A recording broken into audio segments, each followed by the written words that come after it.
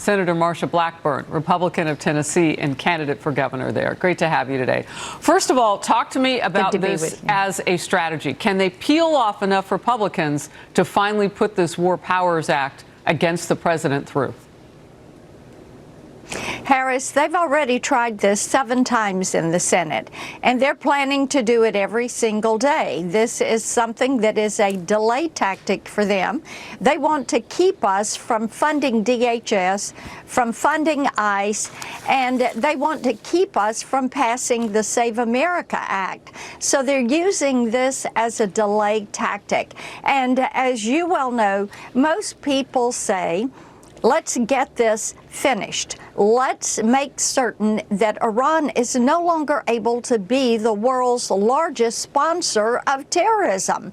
Whether it is Hezbollah, Hamas, the Houthis, any of the other dozen splinter groups that get the majority of their budget, about 90% of their budget from Iran, and that money comes from oil sales.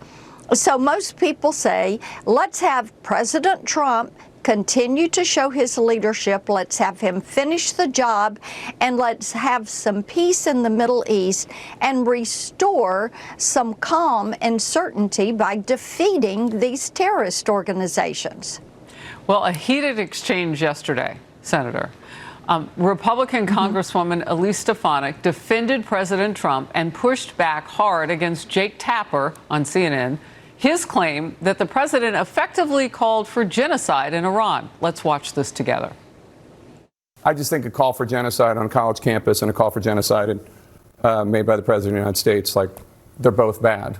Right? I mean, that's what I think. President Trump didn't call for genocide, Jake. You were putting those words in his mouth. Is calling for wiping out a civilization, is calling for wiping out an entire civilization the bad or good? Terrorist regime. But that's not what he said. Of course it's bad. That is not what he is calling for. He wasn't calling for genocide. Your entire civilization It was targeted towards the Iranian terrorist regime. All right. It was targeted towards the Iranian disagree. Terrorist regime. Agree to this disagree. Is the book CNN. is... Senator, your reaction. Well, of course, Congresswoman Stefanik is accurate in this because it is time that the IRGC and the Ayatollah's people, his cabinet there in Iran, be held to account. Harris, we have to realize that tens of thousands of Americans have been adversely impacted by the actions of Iran and what they are carrying out with these terrorist organizations. They have been at war with us for 47 years, and President Trump is saying enough.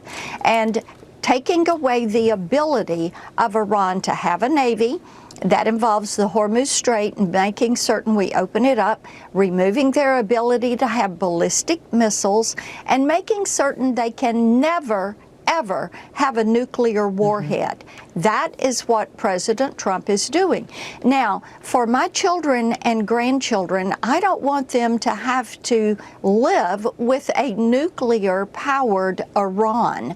No one wants them to have a nuclear weapon. It doesn't matter if it's neighbors in the Middle East or if it is the work they're doing with Russia, China, North Korea, this axis of evil that has been there. You have to break that. And President Trump is saying, look, whether it is going after this enriched uranium, whether it is destroying these ballistic missiles, whether it's making certain that we open the Strait of Hormuz so that we can get these gas prices down, these are important steps. They're important not only for the U.S., they're important for every country on the face of the earth. I wish that these countries would step up and do their part to help push back on this. They have all also been adversely impacted by the actions of the Ayatollah being in power over the last 47 years in Iran. But none of us should be surprised when we see what Iran has done and continues to do. As it fired on ships yesterday and it's fired on other countries. Now the world gets to see what we've always known. You don't want these people to have a nuclear capacity and weaponry. A vocal anti-Israel Democrat could be at the top of the ticket for a U.S. Senate seat in Michigan. This take is from Abdul El-Sayed, sparking plenty of outrage. Look at this. You said the Israeli government is evil. Do you think they're just as evil as Hamas? Yes, killing tens of thousands of people makes you pretty damn evil. It's not how evil is this one versus that one. Hamas, evil. Israeli government, evil. We could say both. Is Netanyahu, in your view, War criminal? He's a war criminal. Absolutely. Do you not think he is? When you conduct a genocide, you're a war criminal. These comments come amid horrifying interviews of women in Gaza. They reveal widespread sexual abuse at the hands of Hamas terrorists. Those women told reporters Hamas members are specifically targeting people who reached out to them in desperation, such as widows, recent divorcees, and young or single mothers, promising them even simple things such as rice and sugar for exchange for sex. Look, again, when evil people do more evil things, it's not that it shocks us, but they pick on their own people and they pick on the weakest and the neediest among them. They are sick animals, Hamas. And what we have seen is that Iran is who has been keeping Hamas in power, and they're the ones that have been funding them. They're the ones that funded the October 7th attacks. And for this individual to be supportive of Hamas, and remember, a few weeks back, he didn't want to say anything about the death of the Ayatollah because there were people in Dearborn who were sad. I think that was his direct quote. And this individual has absolutely no business being in the U.S. Senate.